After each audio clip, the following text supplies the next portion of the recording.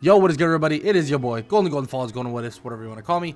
And I'm back. This is part 3 of What If Tanjiro Had Lightning Manipulation. As always, if you enjoy, show some love, leave a like, leave a sub, leave a comment down below. Sorry that this is coming out so late. A lot of things to do today. A lot of things happened today that were mildly out of my control.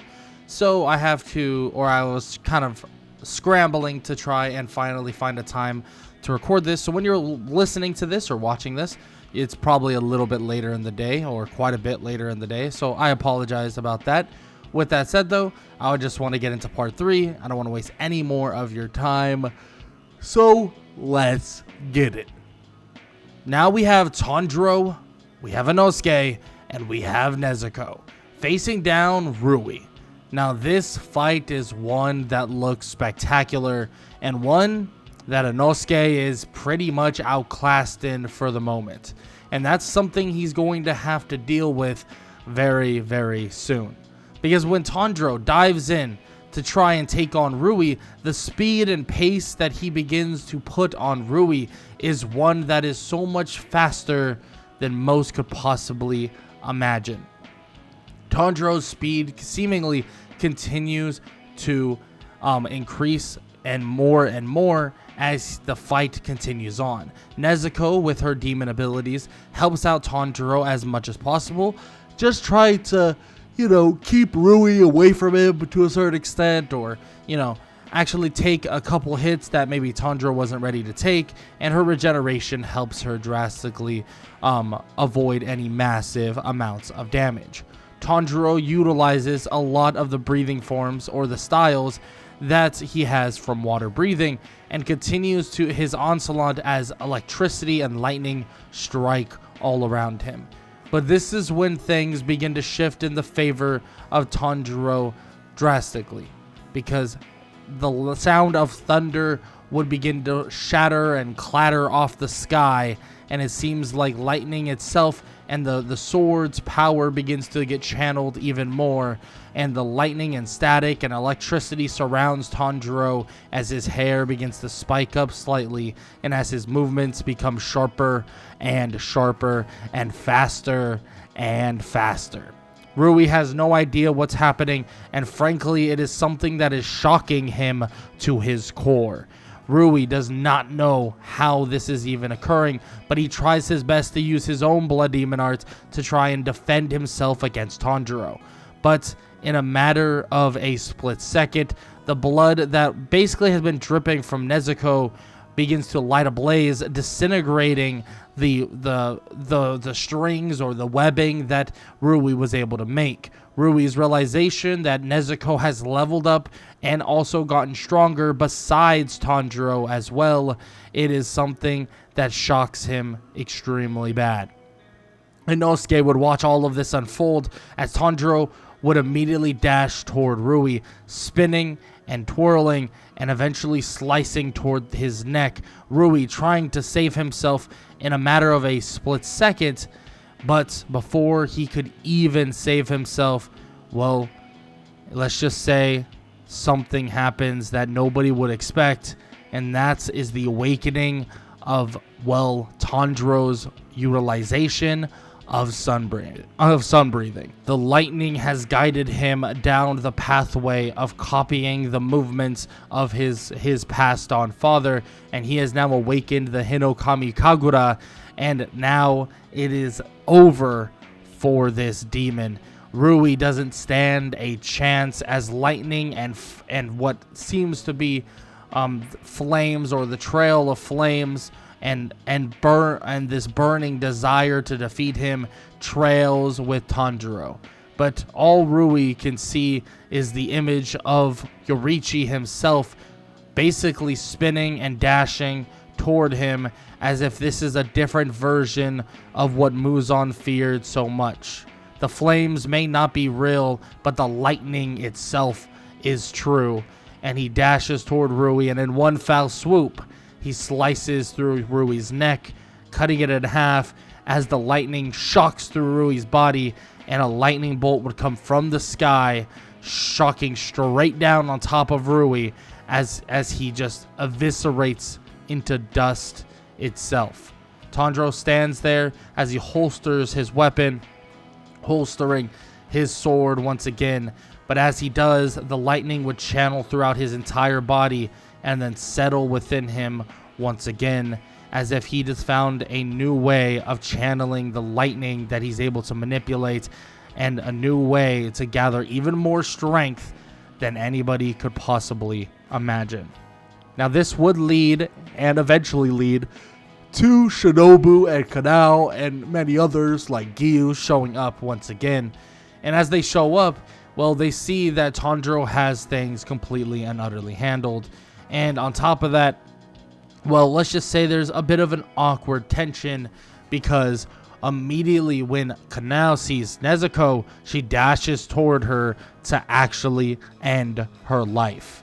And immediately Nezuko would go really, really small and try to run away on the orders of Tanjiro. And Tanjiro would immediately slash toward Kanao, clashing with her blade, and Kanao can feel the power that surges through Tanjiro and the lightning that is carrying him forward. The fight would begin as their blades would clash and smash against each other, and lightning can be heard like gunshots from very, very far away. Giyu Tomioka would begin to head over in the direction as Shinobu closes in on this direction as well. But here's the thing. Everybody is in complete shock at this point. Who is actually fighting? Who is making all of this ruckus? Who is making all of this powerful, like, kind of loud noises? And they realize that it's two demon slayers that are supposed to be on the same side. Now, Shinobu tries to stop this. Shinobu actually tries to flat out, just stop this on her own, going to attack Nezuko, but then also attacking Tanjiro too. But Giyu would also get involved. It's not until a crow would begin to sound and speak to them and tell them that Tanjiro and Nezuko are to be left alone and allowed to basically go on and not be harmed in any way. And that's exactly what happens. Tanjiro and Nezuko are not harmed, in any way. And of course, we are now dealing with something completely different. Really, it's something not many people have dealt with ever. More specifically, the people that are currently there. They have never seen an actual demon that doesn't go out of its way to devour, to kill, to hurt, and none of the above. They are dealing with something that seems to be 1 in a million, if not impossible. But this is obviously completely countering the impossible. So they would all head back to the Hashira mansion, and this is when everything kind of flips the script, because a lot of the Hashira disagree with the fact that they should even allow a demon to actually be here. And there's a lot of disagreement, a lot of agreement, some agreement, really, I should say a little bit. And there's a lot of arguments and stuff like that. And eventually it leads to the Wind Hashira actually going face to face with Tanjiro. And this is something Tanjiro is not having, because he threatens Nezuko and even goes about on at least hurting her as well to a certain extent. And that is not something that Tanjiro is allowing one little bit. An absolute all-out brawl would go crazy between Tanjiro and the Wind Hashira. And Tanjiro would show off skills that many wouldn't even believe he would have in the first place. Tanjiro would show off skills at the level of a Hashira, if not greater. But this is the first time he's really revealing what he's capable of, because he was pushed to the point of no return. He was pushed to the anger that he really needed to crack through that wall. He was feeling remorseful for a lot of these demons. He was feeling bad for a lot of these demons. But this, he messed with his sister and he is pissed. And they go head to head like no other. And the other Hashira watch in complete awe, thinking that this is insane, that Tanjiro and, well, of course, the Wind Hashira are going head to head at a pretty equal level. This is something that shocks them massively, but eventually Giyu, the Stone Hashira, and many others get in the way and basically not allow them to continue on fighting, which is, of course, a good thing, because you don't want them to absolutely destroy the whole area. And when an eventual Ubiyashiki would arrive, he would shut it all down. tell them that Urokodaki has vowed to basically Sambuku himself, or if this girl by the name of Nezuko actually hurts or harms anyone, and he makes sure that basically everything is all set in place so that Tanjiro can continue on with being the brother of a so-called demon. It's scary. It's something that they're not prepared to really handle themselves, and it might be frightening in general, but still, this right here is exactly what needs to be done. And they allow it. They do. To a certain extent, they allow it. And, of course, everyone will stop fighting. Everyone will be all good. And they would make sure that everyone is settled and the fighting would then subside.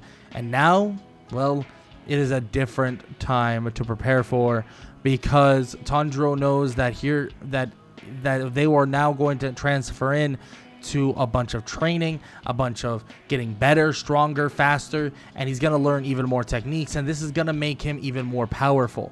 And a lot of people there, they believed that Tanjiro was, capable of a lot of the things that he would eventually learn, but he was not capable of a lot of them. He was actually pretty far behind in terms of a lot of them, and now he's going to learn so much from basically some of the trainees, but also maybe even from Hashira or two. Now, for the moment though, there's going to be just a rehabilitation training for Inosuke, Zenitsu, and for Tanjiro to a certain extent.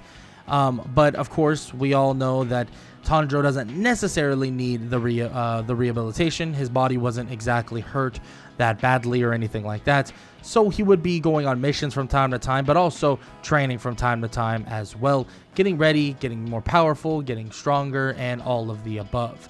Now, this would lead them to eventually going on a mission in the near future, but before that, Tanjiro would train with Inosuke, would train with Zenitsu, get them more powerful, and this would even make for them to be even stronger because the level that Tanjiro is already at. Since he's at a level that is pretty damn powerful and is pretty damn strong, they all know that basically they want to catch up to Tanjiro, that they want to catch up to the person that is basically doing all of these things, that is becoming extremely strong, and so on and so forth.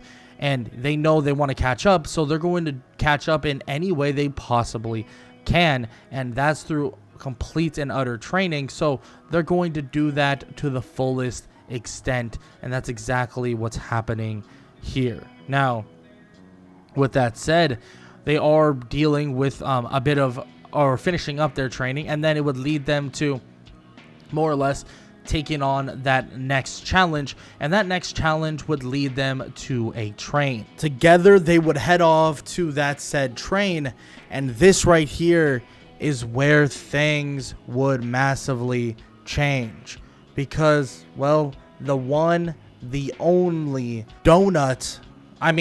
Rengoku would be involved in this mission, where they would head off to the train and deal with a demon that is taking it over in its entirety. And this demon, well, is known as Enmu. Enmu is taking over the said train, and the experience initially is one that is pretty normal. They hop on the train, they're just relaxing, waiting, and then eventually some demons show up, and Rengoku defeats them in one foul swoop. It's not a hard thing at all for him. He actually defeats them very, very easily. And after he defeats them, well, let's just say they all thought things were going to calm down, but it seems like the demon had plans of its own, putting them all to sleep without actually having any of them realize what's happening beforehand. When Tanjiro would fall asleep, he would begin to see things like his family once again, but this reality was a little bit different, because Tanjiro not only would see his family, but as he's trying to basically take in everything that's happening, his family, his sister, now no longer a demon, and so much all around, he could feel this surge of power going through his body, so much so that the whole entire train around him begins to shake. Lightning begins to strike The rain begins to pour. The lightning clatters off the train over and over and over again. Enmu, not understanding what's happening, even thinking that this might have something to do with maybe a different demon that is messing with him or something like that. And he doesn't know exactly what's happening, but he continues to kind of truck on, and then he doesn't understand what's happening until he realizes. The rumors are that Tanjiro is able to utilize, well, lightning. He's able to utilize lightning in its entirety, with his speed, with his strength, and maybe even strike down lightning on top of others as well. And if that's the case, jeez, that's gonna be a scary thing for a demon slayer to hold capabilities like that. Before Enmu can even make a decision on what he would like to do next, it's as if in a matter of a split second, a lightning bolt would come crashing, and a lightning bolt would then basically tell Tanjiro that something is awry.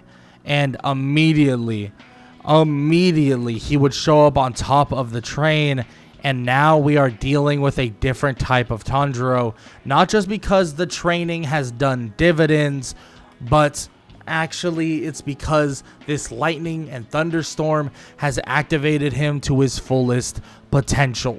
This lightning that all came down because of his powers and whatever manipulation he has with lightning, all but culminated within his body during this time, created a giant thunderstorm, and now Tanjiro, without any hesitation, would strike down Enmu.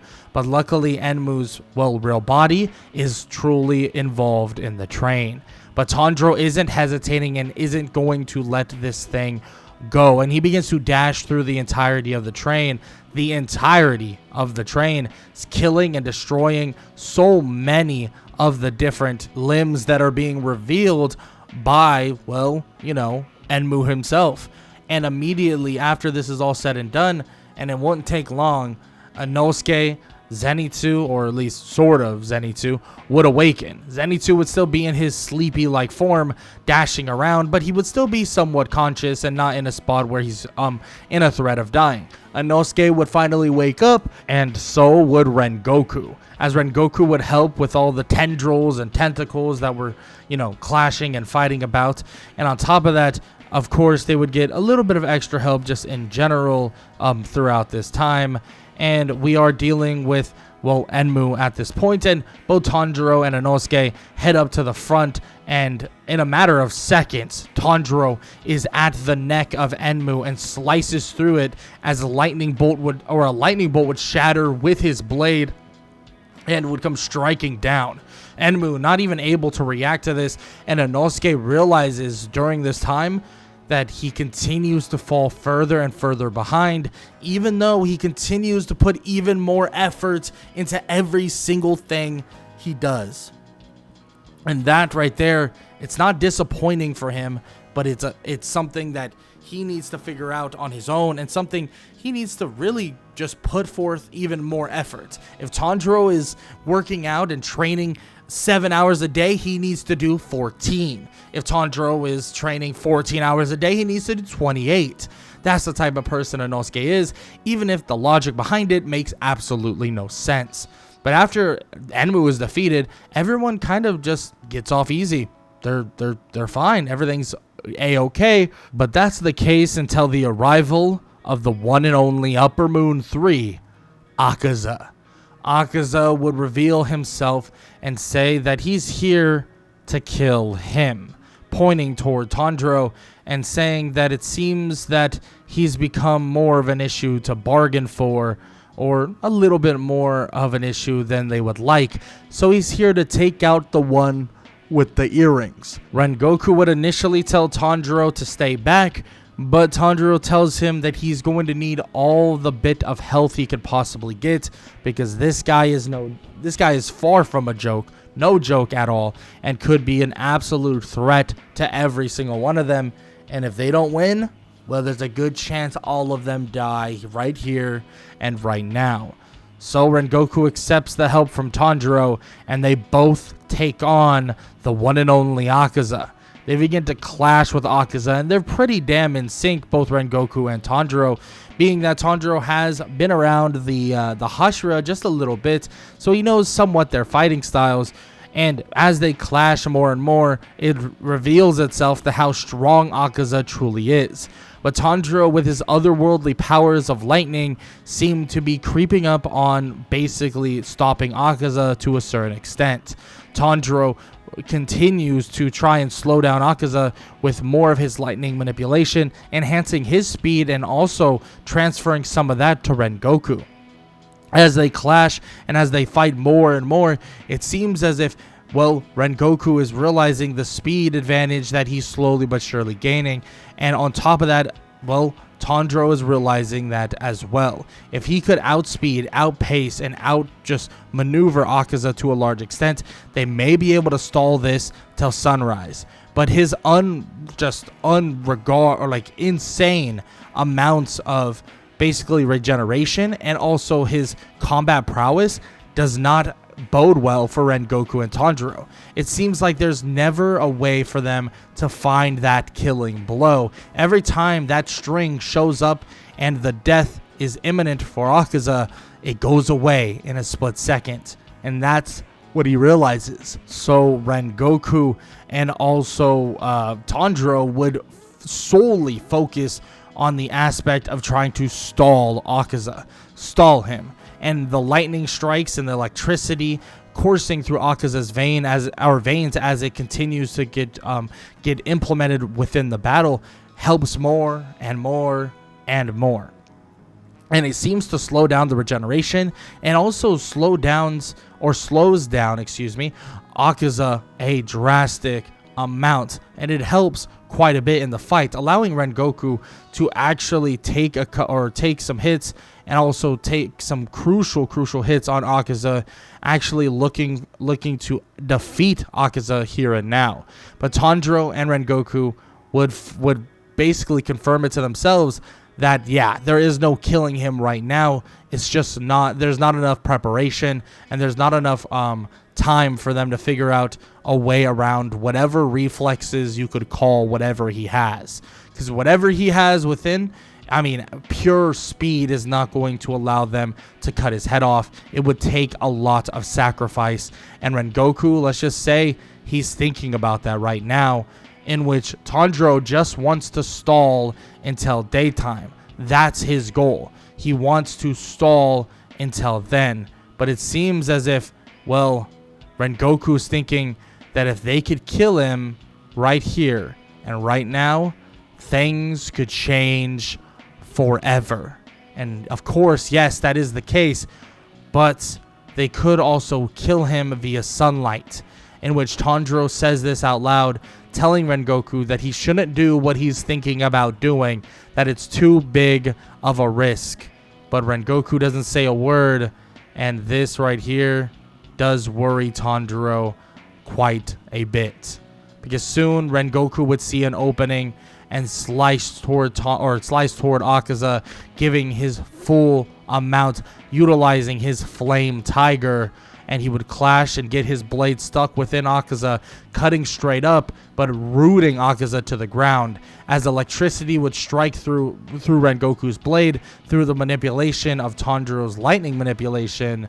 This is their opening. This is their chance. Their chance to kill, to end, and to truly deliver a crucial blow to the demons is right here and right now. But at least Tanjiro understands and knows that if he does this, this would be by far sacrificing Rengoku. There is no way around it, no way other to say it, but Rengoku would die here and now. But he can hear Rengoku scream to him to take the shot. The only chance they have at defeating a demon of this caliber, to do not waste it.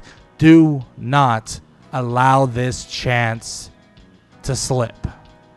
In which Tanjiro would bite and grit his teeth, not wanting to sacrifice a Hashira, but the realization of Rengoku's choices would now come to fruition, and Tanjiro would realize, that there are no choices. That there is no choice in this anymore. Rengoku, the elder to him, has made his choice. Rengoku has now made his stance, and he has made the choice of trying to kill Akaza. So the only thing Tanjiro can do is understand the sacrifice that he wants to make and give it 1000%. So that's exactly what Tanjiro does, slicing through Rengoku in a way, but Rengoku would duck as the hand of Akaza would plunge deep into his chest, and immediately Tanjiro would slice toward the neck, lightning and electricity, static all around him, around everybody, completely encapsulating them all, as Tanjiro would slice through the neck of Akaza, and boom, a sound of a lightning strike like thunder smashing against the ground would strike through the neck of Akaza, and as the lightning bolt would fade through his neck, a clean slice would go directly through him, and Akaza's head would come clean off. Tanjiro would stand there seeing that Akaza's hand would slowly but surely pull out of Rengoku's chest. He would grab Rengoku, running away, trying to save him, trying to stop the blood from bleeding, or trying to stop all of the blood loss, but he can't do it. He tells Rengoku to breathe, to utilize the breathing style or the breathing technique that he told him and taught him, but it's too late. Rengoku tells him that it's too much blood loss, too much gone. Tanjiro stands up and shakes his head. If only he could have defeated him already. Defeated him right then and now. He wouldn't have lost a comrade like Rengoku. And as Tanjiro looks up, he sees Akaza standing back up. He would feel shock going through his entire body, but this was not electricity. This was complete and utter the feeling of failure. And he would look at Akaza as he would pick up his own head. And then immediately as the body would try to run toward Tanjiro, it would stop, fall back to the ground, and Akaza's whole body would disintegrate to nothing, as if his body was reacting on pure martial arts instinct or pure fighting instinct. But Akaza understood that that was defeat, and he was never going to allow himself to transcend and go to the next level if he truly felt defeat. Now this right here is the end of part 3 of What If Tanjiro Had Lightning Manipulation. And if you enjoyed, show some love. Leave a like, leave a sub, leave a comment down below. All that good stuff. And if you enjoyed or enjoy, make sure to just support the channel, support the videos. Leaving a like and leaving a sub and commenting, all of that helps so much. And on top of that, I do want to say that I will not be going past the anime. For the older videos that I used to do that were really fast paced, I used to go throughout the whole story. But for stuff like this, where it's very story driven, I like to not go past the anime, because I feel like this is more of a casual thing. And if you've seen the manga, then you can kind of make your own assumptions. So we will be stopping at the right after the Hashira training arc. So we have a little bit left to go. So nonetheless, you have a little bit more from me coming very soon. If you enjoyed, like I said, please show some love. And yeah, that's all I got to say. Hope y'all enjoyed the video, and I hope all y'all have an amazing day. Later.